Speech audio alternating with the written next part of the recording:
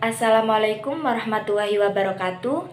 Selamat pagi Ibu Istiqomah selaku dosen pengampu mata kuliah pembelajaran PAI Terpadu dan teman-teman yang hadir pada pertemuan kali ini. Kami dari kelompok 6 akan mempresentasikan tentang pendekatan saintifik pembelajaran pendidikan agama Islam pada sekolah dasar yaitu di SMA. Sebelumnya, saya akan memperkenalkan anggota dari kelompok 6, yaitu Muhammad Bagus Ahlaki dengan NIM 05, saya sendiri Yona Anis Pratama dengan NIM 72, dan Miftah Nabila dengan NIM 82. Indikator materi terbagi menjadi 5, yaitu yang pertama, pengertian pendekatan saintifik, kedua, tujuan pendekatan saintifik, ketiga, implementasi pendekatan saintifik dalam pembelajaran PAI. Keempat, kelebihan dan kekurangan pendekatan saintifik dalam pembelajaran PAI. Dan yang terakhir, kendala dalam implementasi pembelajaran PAI berbasis saintifik. Pengertian pendekatan saintifik. Pendekatan saintifik atau ilmiah merupakan suatu teknik pembelajaran yang menempatkan peserta didik menjadi subjek aktif melalui tahapan-tahapan ilmiah, sehingga bisa mengkonstruksi pengetahuan baru atau memadukan dengan pengetahuan sebelumnya. Pendekatan saintifik atau ilmiah terbukti lebih efektif pada pembelajaran dibandingkan menggunakan pembelajaran tradisional. Pendekatan saintifik telah dipergunakan dalam pendidikan di Amerika akhir abad ke-19, di mana pada saat itu pembelajaran sains menekankan pada metode laboratorium formalistik yang kemudian diarahkan pada fakta-fakta ilmiah. Pendekatan saintifik sebenarnya sudah digunakan dalam kurikulum di Indonesia dengan istilah learning by doing yang dikenal dengan cara belajar siswa aktif dalam melaksanakan kegiatan pembelajaran yang secara formal diadopsi dalam kurikulum 1975. Tujuan pendekatan saintifik.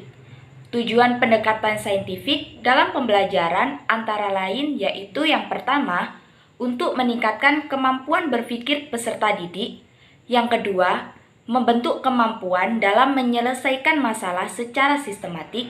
Yang ketiga, menciptakan kondisi pembelajaran supaya peserta didik merasa bahwa belajar merupakan suatu kebutuhan. Yang keempat, melatih peserta didik dalam mengemukakan ide-ide. Yang kelima, meningkatkan hasil belajar peserta didik. Dan yang terakhir, mengembangkan karakter peserta didik. Selanjutnya akan dilanjutkan oleh rekan saya. Implementasi pendekatan saintifik dalam pembelajaran pendidikan agama Islam di sekolah menengah atas. 1. Mengamati, melihat, membaca, mendengar, mencermati, dan memperhatikan tayangan serta menyimak. Contoh, peserta didik memperhatikan sebuah tayangan tentang pengimanan hari akhir. Kedua, menanya, memberi umpan balik, mengungkapkan, melakukan tanya jawab tentang pengimanan hari akhir. Seperti, apa yang dimaksud hari akhir? Yang dimaksud hari akhir adalah hari pembalasan atau hari di mana segala perbuatan amalan manusia selama hidupnya akan dibalas sesuai dengan apa yang dilakukannya.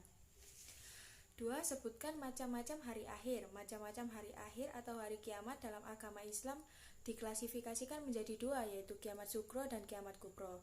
Kiamat sugro adalah kiamat kecil yang terjadi di alam ini seperti kematian setiap saat, banjir bandang, gunung meletus, gempa bumi, dan lain sebagainya.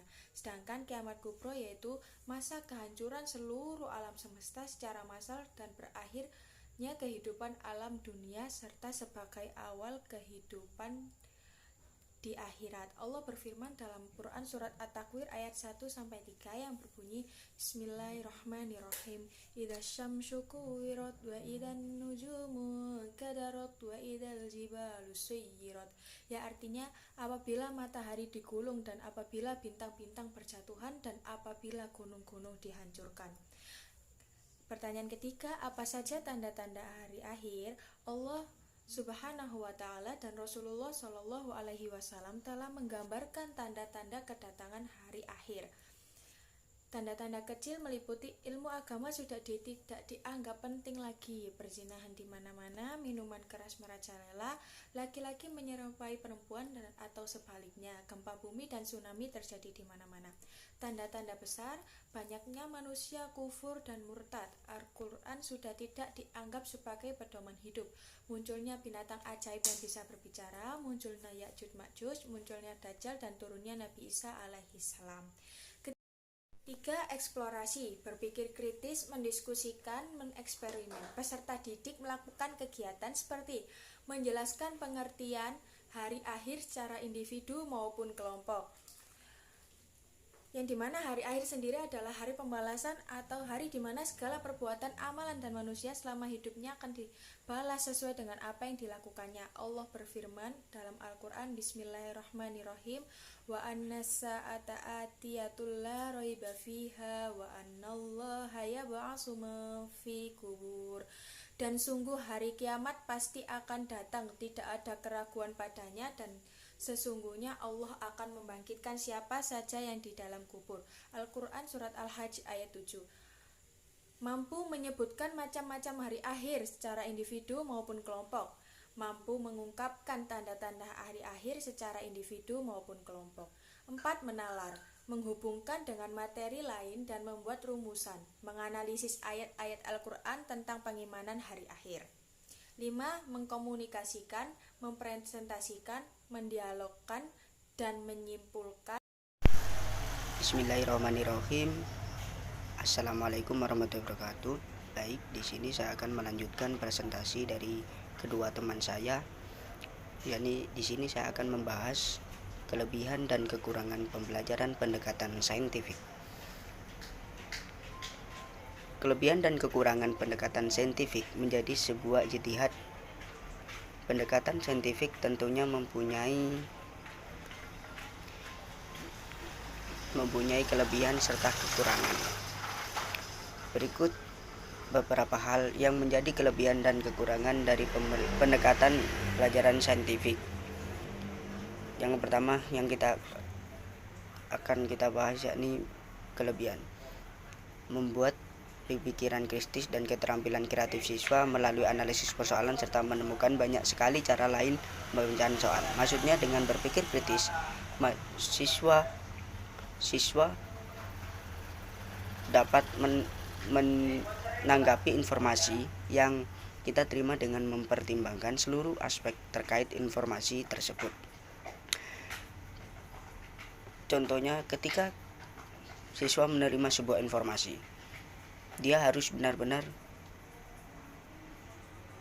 menentukan informasi tersebut baik ataupun benar. Yang kedua, menaikkan keterampilan memecahkan persoalan baik berupa persoalan sendiri maupun bermasyarakat. Maksudnya, keterampilan pemecahan masalah pada siswa maupun siswi ini merupakan kemampuan dasar seorang siswa dalam menyelesaikan suatu masalah yang melibatkan pemikiran kritis, logis, dan sistematif. Contoh hal yang sepele yakni membuka dan tutup botol minuman merupakan salah satu contoh yang sering kita jumpai. Yang ketiga, meningkatkan motivasi siswa pada belajar, yang maksudnya menjadikan siswa sebagai peserta didik yang aktif dan kritis. 4.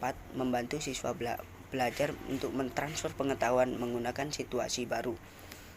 Situasi baru di sini yakni menerangkan bahwa saat siswa dan siswi ini belajar tidak hanya menangkap dari pengetahuan yang berada pada dalam buku, melainkan dari dunia luar, lingkungannya, serta tempat belajar yang dia tempati, tahu sekolahannya. Berikutnya yakni mendorong siswa untuk mempunyai inisiatif untuk belajar secara mandiri pada situasi yang beragam. Di berbagai situasi pada pembelajaran pendekatan saintifik ini, siswa dan siswi bisa belajar dimanapun, bahkan di luar kelas, di dalam kelas, di luar kelas, tetap stay enjoy.